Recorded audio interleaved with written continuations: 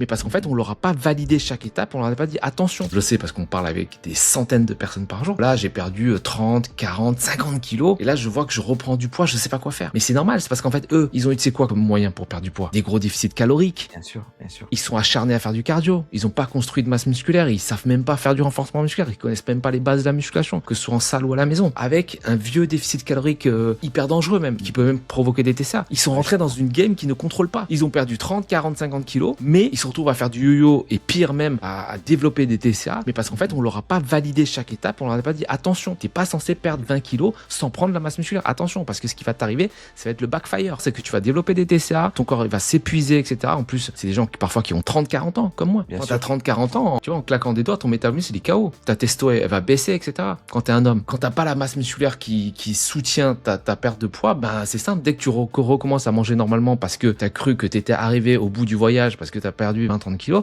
bah là malheureusement t'en reprends 15-20 derrière, voire c'est même encore plus catastrophique. T'es en effet yo-yo, t'as une glycémie ça. qui est complètement instable et puis tu peux développer évidemment tout ce qui va derrière avec le diabète, etc.